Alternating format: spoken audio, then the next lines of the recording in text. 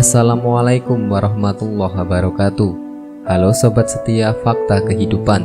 Tidak lupa kami sampaikan salam sehat, salam sejahtera. Semoga tercurah segala bentuk kebaikan dan juga kita semua dalam lindungannya.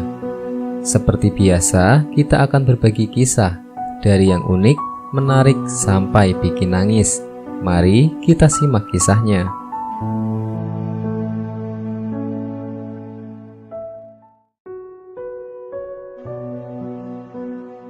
Kisah nyata. Kisah anak yang lumpuh karena durhaka kepada ayahnya. Alkisah hiduplah seorang pemuda bernama Abdullah Banimah. Banimah merupakan sosok yang cukup taat beribadah. Namun layaknya pemuda kebanyakan, Banimah beberapa kali merokok. Hal ini tentu tidak diketahui oleh kedua orang tuanya. Suatu hari, sang ayah mendengar dari seseorang bahwa anaknya tengah merokok.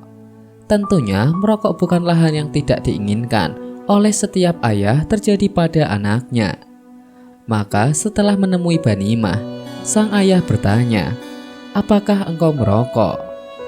Karena tak ingin ketahuan, akhirnya Banimah memutuskan untuk berbohong. "Demi Allah yang Maha Agung, aku tidaklah merokok," ujar Banimah tak kalah seru.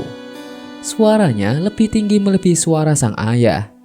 Banimah berusaha sebisa mungkin terlihat meyakinkan. Pasalnya sang ayah tidak pernah secara langsung melihatnya merokok, melainkan hanya mendengar dari orang lain. Sementara sang ayah yang sangat yakin kalau Banimah merokok. Kemudian berkatalah sang ayah pada Banimah, "Jikalau engkau berdusta, semoga Allah mematahkan lehermu." Bohong apabila Banimah tak takut setelah keluar doa tersebut dari lisan sang ayah. Namun karena masih berdiri pada pendiriannya, Banimah enggan menyangkal dan meneruskan kebohongannya tersebut. Bohong yang dibarengi dengan sumpah atas Allah tersebut sungguh akan sangat menyesal apabila Banimah tidak segera menarik ucapannya tersebut. Keesokan harinya, Banimah pergi ke laut bersama adik dan teman-temannya. Selesai mereka berenang, mereka menyempatkan diri ke kolam renang di dekat pantai. Kolam tersebut masih dalam keadaan tertutup. Sementara teman-temannya berniat untuk pulang. Karena tak mau sendiri, Banimah meyakinkan adik dan teman-temannya untuk bermain sebentar. Banimah berniat untuk memanjat pagar. Teman-temannya setuju. Mereka memanjat pagar bersama dan masuk ke kolam renang. Kolam tersebut dibuat dengan kedalaman bervariasi. Ada yang 1,5 meter, ada pula yang 3 meter. Tinggi Banimah saat itu 180 cm. Kondisinya pun sehat walafiat. Namun saat ia melompat ke dalam kolam renang, seketika ia menjadi lumpuh. Kepalanya membentur dasar kolam renang, sehingga menyebabkan lehernya patah. Tubuhnya lumpuh total, tidak bisa digerakkan sama sekali. Darah mengalir dari lubang hidungnya. Darah tersebut sedikit membuat air dalam kolam renang menjadi merah. Mulutnya keluh dan sulit berbicara. Banimah sekarat. Sementara adik dan teman-temannya tak tahu keadaan Banimah sama sekali. Mereka sibuk dengan kesenangan mereka sendiri di kolam renang. Salah seorang temannya menyadari bahwa hilangnya Banimah dan menanyakan hal tersebut kepada sang adik. "Kakakku gemar menyelam, nanti juga akan muncul," jawab sang adik dengan santai. Kemudian adik Banimah keluar dari kolam renang, mengeluarkan sebatang rokok dan hendak menghisapnya. Dalam kolam renang, Banimah masih berusaha agar tetap sadar. Ia berusaha mengeluarkan nafas sebagai tanda untuk teman-temannya agar segera menolong Banimah.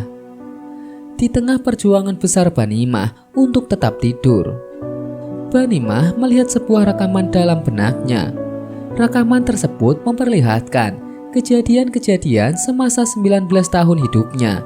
Dari kecil hingga dewasa, ia banyak melakukan maksiat.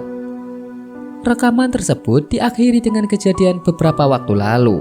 Saat itu, Banimah sedang bersedekah kepada ibu pemulung dengan memberikan makanan untuknya. Ibu pemulung tersebut terharu kemudian membalas Banimah dengan mendoakannya. Setelah melihat rekaman tersebut, hati Banimah menjadi lapang. Ia segera mengucap 2 kalimat syahadat sebelum akhirnya tak sadarkan diri di kolam air. Selepas itu, sang adik menyadari kakaknya yang tengah pingsan. Buru-buru Banimah diangkat dan segera dibawa ke rumah sakit. Di tengah perjalanannya, Banimah sempat sadar dan berpesan kepada adiknya untuk menelpon rumah. Jika ibu yang mengangkat teleponnya, maka jangan beritahu keadaanku.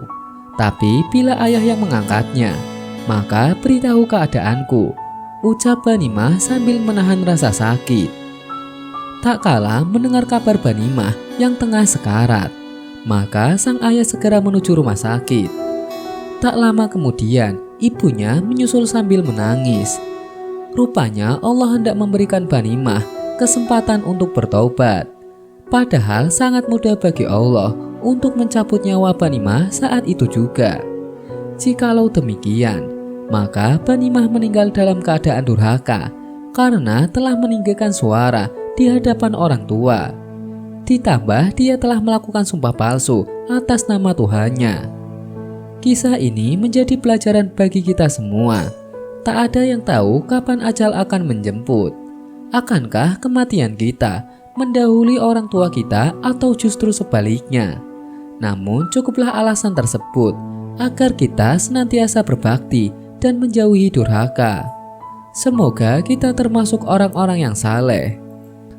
Sekian, wallahu a'lam bishawab.